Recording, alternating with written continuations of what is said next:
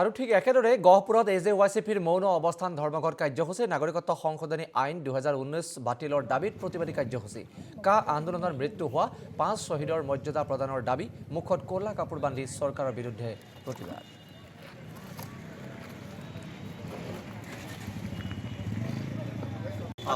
যেহেতু কা বাতিলৰ দাবীত যি গণ আন্দোলন হৈছিল বিগত দিনত এই গণ আন্দোলন হওঁতে 50 শ্বহীদ হৈছিল। 50 শ্বহীদৰ অসম চৰকাৰে আজি পৰ্যন্ত শ্বহীদ হিচাপে ঘোষণা নকৰিলে আৰু যেতিয়ালৈকে শ্বহীদ হিচাপে ঘোষণা নকৰিব তেতিয়ালৈকে কিন্তু আমি বিভিন্ন সময়ত বিভিন্ন প্ৰকাৰৰ গণতান্ত্ৰিক আন্দোলনৰ ধাৰা অব্যাহত ৰাখিম।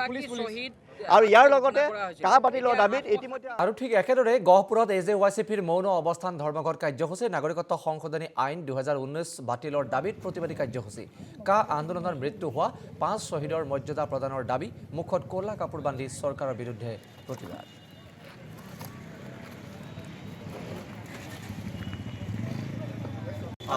যেহেতু কা বাতিলৰ দাবীত যি গণ আন্দোলন হৈছিল বিগত দিনত এই গণ আন্দোলন হওঁতে 50 শ্বহীদ হৈছিল। 50 শ্বহীদৰ অসম চৰকাৰে আজি পৰ্যন্ত শ্বহীদ হিচাপে ঘোষণা নকৰিলে আৰু যেতিয়ালৈকে শ্বহীদ হিচাপে ঘোষণা নকৰিব তেতিয়ালৈকে কিন্তু আমি বিভিন্ন সময়ত বিভিন্ন প্ৰকাৰৰ গণতান্ত্ৰিক আন্দোলনৰ ধাৰা অব্যাহত ৰাখিম।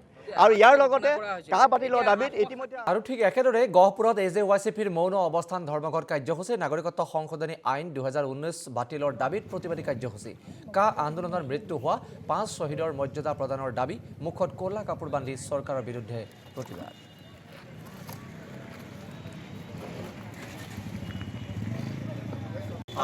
যেহেতু কা বাতিলৰ দাবীত যি গণ আন্দোলন হৈছিল বিগত দিনত এই গণ আন্দোলন হওঁতে 50 শ্বহীদ হৈছিল। 50 শ্বহীদৰ অসম চৰকাৰে আজি পৰ্যন্ত শ্বহীদ হিচাপে ঘোষণা নকৰিলে আৰু যেতিয়ালৈকে শ্বহীদ হিচাপে ঘোষণা নকৰিব তেতিয়ালৈকে কিন্তু আমি বিভিন্ন সময়ত বিভিন্ন প্ৰকাৰৰ গণতান্ত্ৰিক আন্দোলনৰ ধাৰা অব্যাহত ৰাখিম।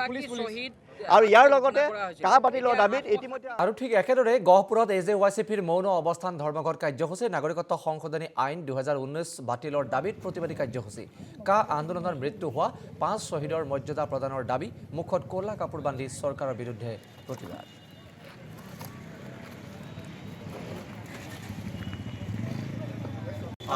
যেহেতু কা বাতিলৰ দাবীত যি গণ আন্দোলন হৈছিল বিগত দিনত এই গণ আন্দোলন হওঁতে 50 শ্বহীদ হৈছিল। 50 শ্বহীদৰ অসম চৰকাৰে আজি পৰ্যন্ত শ্বহীদ হিচাপে ঘোষণা নকৰিলে আৰু যেতিয়ালৈকে শ্বহীদ হিচাপে ঘোষণা নকৰিব তেতিয়ালৈকে কিন্তু আমি বিভিন্ন সময়ত বিভিন্ন প্ৰকাৰৰ গণতান্ত্ৰিক আন্দোলনৰ ধাৰা অব্যাহত ৰাখিম।